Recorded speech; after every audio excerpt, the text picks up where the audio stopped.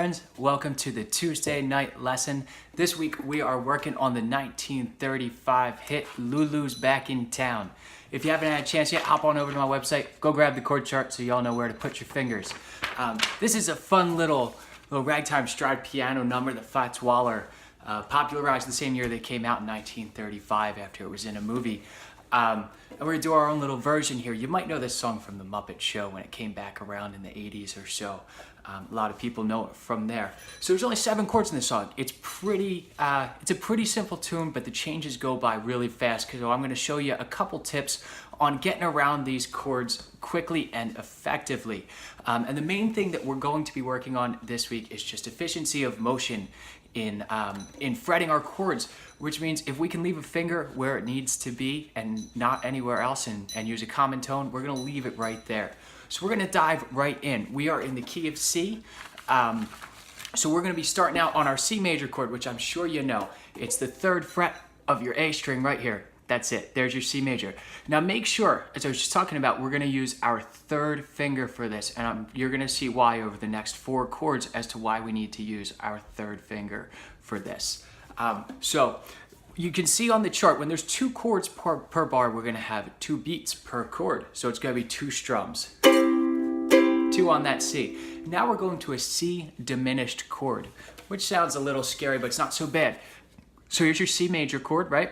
And what we're going to do, leave that 3rd finger exactly where it is. It's not going anywhere. Your 1st finger is going to bar across the 2nd fret here and cover all your strings. And your 3rd finger is going to reach on over to the 3rd fret on that E flat on your C string. So it's going to sound like this. Not the prettiest chord in the world. Now here's the change from it. So here's C to your C diminished 7th chord. All right, now notice the 3rd finger doesn't move. We're just putting down these 2. Now the same principle, we're coming from this C diminished 7th chord down to a G7 chord. Now watch this, we're gonna lift up our 1st finger, but check out where these fingers are. They're on the 3rd fret, right? So we're gonna take both these, slide them down 1 to our 2nd fret, put the 1st finger on the 1st fret of your E string here, and there's your G7th chord. So here's your C diminished 7th, and now we're just sliding things down, and then we're going back to the C major chord. Now when you're strumming through this might seem a little awkward to go back to the C major chord on the 3rd beat and then keep strumming, because we're going to repeat this pattern and you'll get used to it. All right, so real slowly, here's what our fingers are doing. Just note what this 3rd finger is doing, especially on these first 2 bars. Same position, everything's sliding down, and just slide that 3rd finger right back up. All right, now we're going to repeat that. It's going to be the same thing, except instead of resolving from the G7th to a C, we're going to go to a C7th chord, which is just your 1st finger on the 1st fret of your A string. So the second time we play this chord progression, it's going to be C, C diminished 7th, slide everything down to the G7th, and then C7th. All right, so here's our first 4 bars of the tune, nice and slow. C, C diminished 7th, G7th, C. Stay on the C, to the C diminished 7th again, G7th, to C7. All right, and then we're going to our F major chord. I'm going to give you 2 options for this. Use whatever is easier for you. A lot of you probably play your F major chord with this first variation, which is the 2nd finger on the 2nd fret of your G string, an open C, a 1st finger on the 1st fret of your E string on that F, and then an open A. Like that. That's our F major chord. Now, the reason I don't really care for this chord is because we have 2 A's. They're invariably going to be a little bit out of tune, and that's going to make the chord sound bad. One of the weird things about the ukulele is that with only 4 strings and a range of really an octave and a half, you end up playing a lot of unison tones or the same notes on chords, and we want to avoid that as much as possible so that the instrument sounds more in tune. So what we can do is voice the same chord as we just did and just take the 3rd finger again and put on the 3rd fret on that C on your A string. So here it is with it open. Can you hear that little waver in there? That's the note slightly out of tune. But we put this in here, the note becomes in tune. And we're going to strum that 4 times. And then we're going right back to our C chord. If we use this alternative F major voicing, all you have to do is lift up these, and you're already right back at your C major. All right, so if we're starting in the 5th bar of the tune, it's F, oops, sorry, then C, and now we're going down to an A 7th chord, which is nice and easy. It's just your first finger on the 1st fret of your E string, of your C string here, all right?